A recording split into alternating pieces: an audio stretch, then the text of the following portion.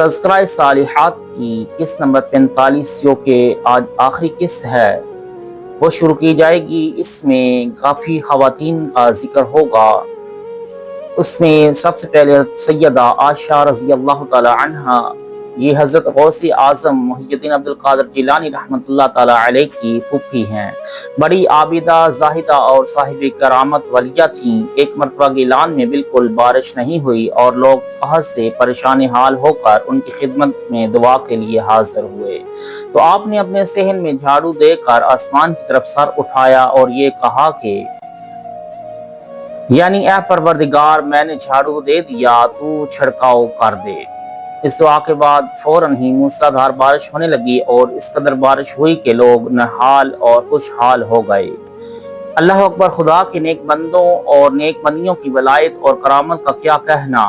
جو لوگ اولیاء سے عقیدت و محبت نہیں رکھتے وہ بہت بڑے محروم بلکہ منحوس ہیں۔ اس لیے ہر مسلمان مرد اور عورت پر لازم ہے کہ ان بزرگوں سے عقیدت و محبت رکھے اور فاتحہ پڑھ کر ان کی نیاز دلا کر ان کی روحوں کو ثواب پہنچاتا رہے اور ان کو وسیلہ بنا کر خدا سے دعائیں مانگتا رہے۔ اولیاء خدا کے محبوب اور پیارے بندے ہیں، اس لیے جو مسلمان اولیاء سے الفت و عقیدت رکھتا ہے اللہ تعالیٰ اس مسلمان سے خوش ہو کر اس کو اپنا پیارا بندہ بنا لیتا ہے اور طرح طرح کی نعمتوں اور دولتوں سے اس بندے کو مالا مال اور خوشحال بنا دیتا ہے۔ اس قسم کے ہزاروں واقعات ہیں کہ اگر ان کو لکھا جائے تو کتاب بہت موٹی ہو جائے گی۔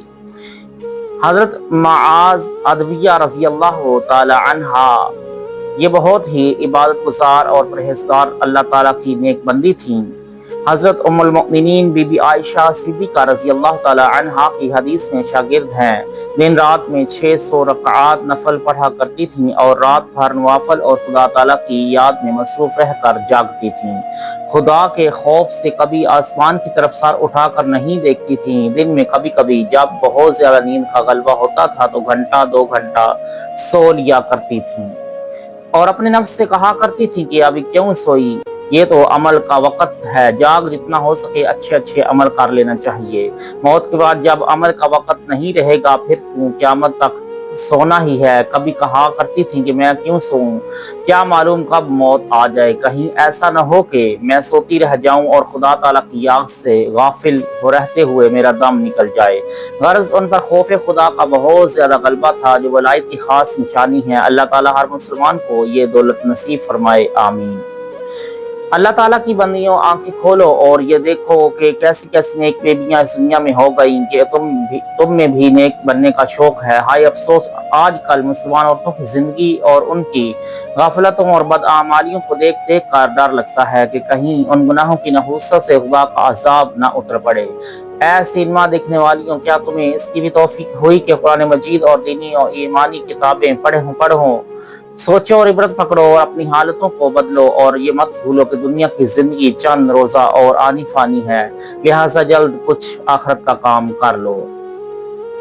آگے حضرت رابعہ بصریہ رضی اللہ تعالی عنہا کا تذکرہ ہوگا۔ یہ وہ نیک بی بی اور کرامت والی ولیہ ہیں کہ تمام دنیا میں ان کی دھوم مچی ہوئی ہے۔ یہ دن رات اللہ تعالیٰ کی خوف سے رویا کرتی تھیں۔ اگر ان کے سامنے کوئی جہنم کا ذکر کر دیتا تو یہ مارے خوف کے بے ہوش ہو جایا کرتی تھیں۔ بہت زیادہ نفل پر نمازیں پڑھا کرتی تھی۔ اللہ تعالیٰ نے ان کا دل اس قدر روشن کر دیا تھا کہ ہزاروں میل کے واقعات کی ان کو خبر ہو جایا کرتی تھی، بلکہ اپنی آنکھوں سے دیکھ لیا کرتی تھیں۔ بڑے بڑے بزرگان دین ان کی دعا لینے کے لیے ان کی خدمت میں حاضری دیا کرتے تھے۔ ان کی کرامتیں اور ان کے اقوال بہت زیادہ ہیں جو عام طور پر مشہور ہیں۔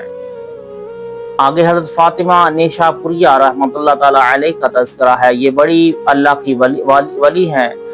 مصر کے ایک بہت بڑے بزرگ ذوالنون مصری رحمۃ اللہ تعالی علیہ فرمایا کرتے تھے کہ اس اللہ والی نیک بی بی سے مجھے بہت زیادہ فیض ملا ہے۔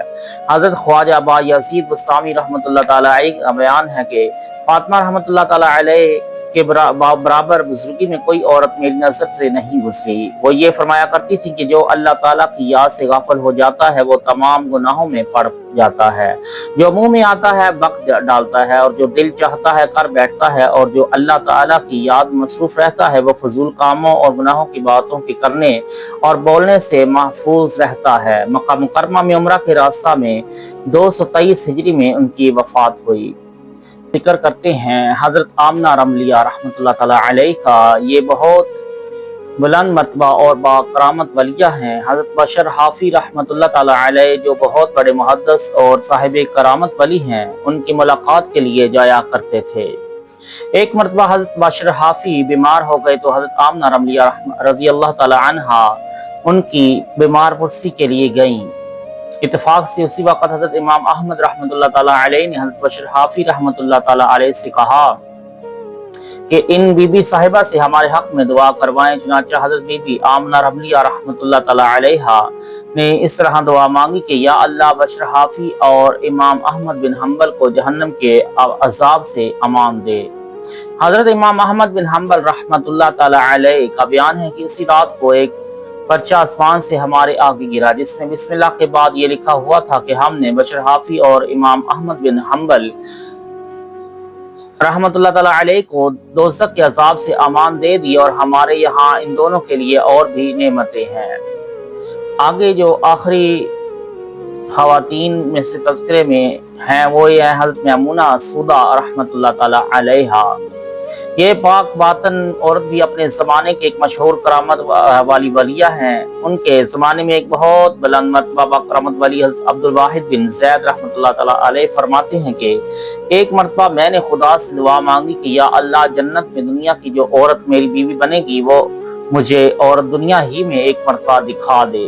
اللہ تعالیٰ نے میرے دل میں یہ بات ڈال دی کہ وہ عورت میمونہ سودا ہے اور وہ کوفہ میں رہتی ہیں۔ چنانچہ میں کوفہ گیا اور جب لوگوں سے اس کا پتہ ٹھکانہ پوچھا تو معلوم ہوا کہ وہ ایک دیوانی عورت ہے جو جنگل میں بکریاں چراتی ہے۔ میں اس کی تلاش میں جنگل کی طرف کیا تو یہ دیکھا کہ وہ کھڑی ہوئی نماز پڑھ رہی ہیں اور بھیڑیے اور بکریاں ایک ساتھ چر رہے ہیں۔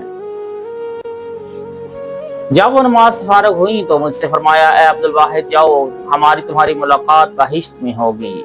مجھے بے حد تعجب ہوا کہ ان بی بی صاحبہ کو میرا نام اور میرے آنے کا مقصد کیسے معلوم ہو گیا۔ مجھے یہ خیال ہی آیا تھا کہ انہوں نے کہا کہ اے عبد الواحد کیا تم کو معلوم نہیں کہ روز ازل میں جن جن روحوں کو ایک دوسرے کی پہچان ہو گئی ہے ان میں دنیا کے اندر الفت و محبت پیدا ہو جایا کرتی ہے۔ پھر میں نے پوچھا کہ بھیڑیوں اور بکریوں کو میں ایک ساتھ چرتے ہوئے دیکھ رہا ہوں، یہ کیا معاملہ ہے؟ یہ سن کر انہوں نے جواب دیا کہ جائیے اپنا کام کیجئے، مجھے نماز پڑھنے دیجیے، میں نے اپنا معاملہ اللہ تعالیٰ سے درست کر لیا ہے۔ اس لیے اللہ تعالیٰ نے میری بکریوں کا معاملہ بھیڑیوں کے ساتھ درست کر دیا ہے۔ ماں بہنوں، یہ مختلف زبانوں کی بچپن